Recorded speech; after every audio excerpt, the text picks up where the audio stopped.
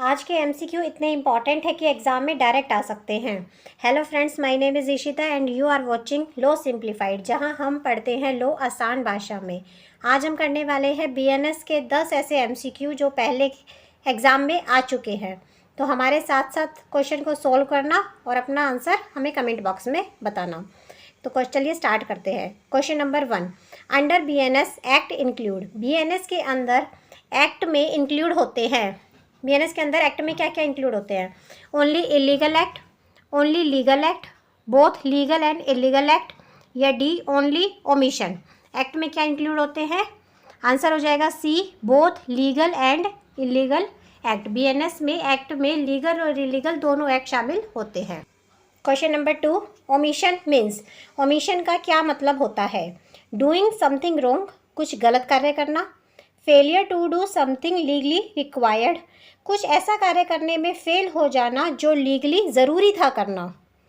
Doing something intentionally, कुछ जानबूझ के करना, या नन, इनमें से कोई भी नहीं। ओमिशन का बीएनएस में क्या मतलब होता है?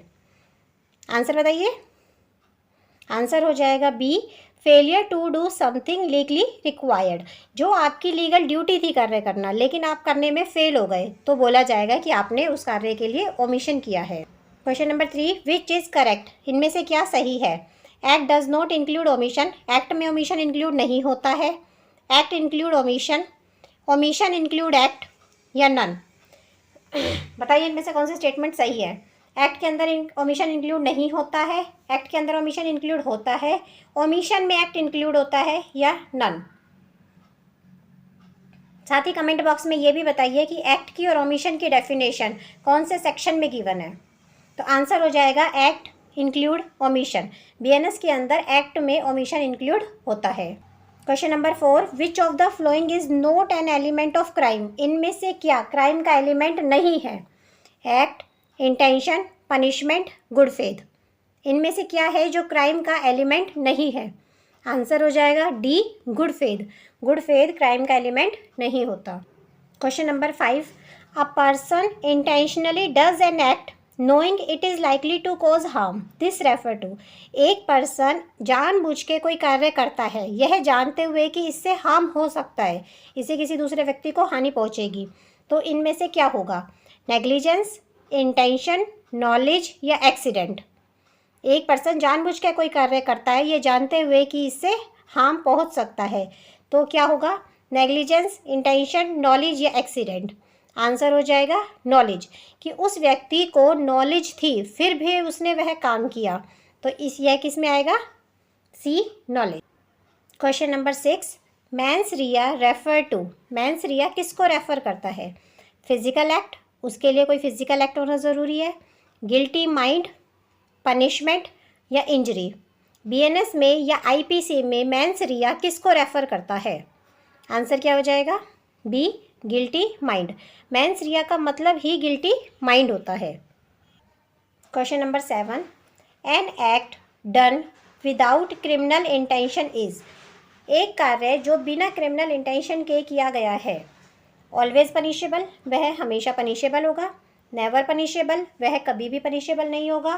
सी, डिपेंड ऑन फैक्ट, यह फैक्ट पे डिपेंड करेगा कि वह पनिशेबल है या नहीं है। या डी, ऑटोमेटिकली क्राइम, वह अपने आप ही क्राइम बन जाएगा। कोई भी कार्य जिसमें इंटेंशन नहीं है, मेनली क्रिमिनल इंटेंशन नहीं है, वह कैसा एक्ट होगा?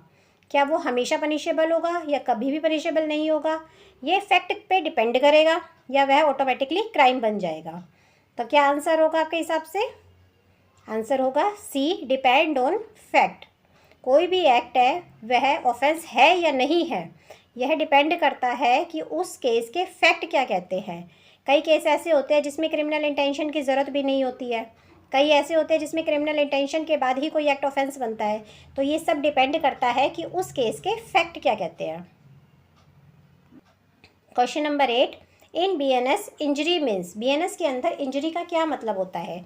Only physical harm, B, only mental harm, C, harm to body, mind, reputation and property, या डी, ओनली फाइनेंशियल लॉस।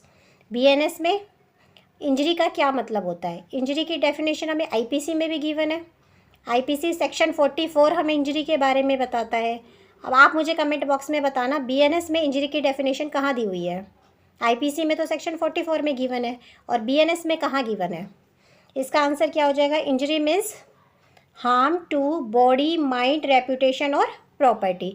अगर कोई भी हार्म हमारी बॉडी को, हमारे माइंड को, रेपुटेशन को और प्रॉपर्टी को होता है तो ये कहा जाएगा इंजरी हुई है।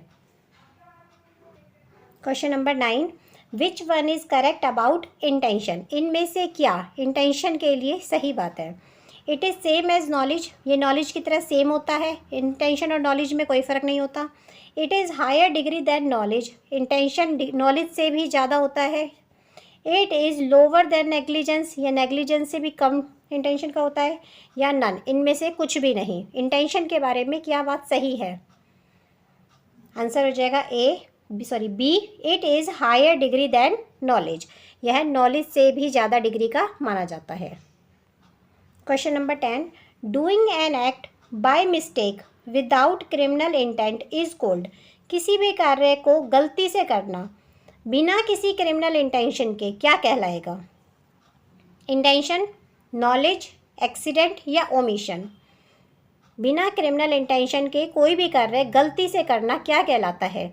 चलो इसका आंसर आप मुझे कमेंट बॉक्स में बताना, इसका आंसर क्या होगा, और जिसका आंसर सबसे पहले आएगा मैं उस आंसर को पिन करूँगी। तो ये थी हमारे आज के 10 MCQ। डेली ऐसे ही MCQ प्रैक्टिस के लिए चैनल लो सिंप्लीफाइड को फॉलो करें। अगर आपको ये सीरीज़ अच्छी लग रही है तो अपने फ्रेंड्स के साथ शेयर करें। Thank you for watching.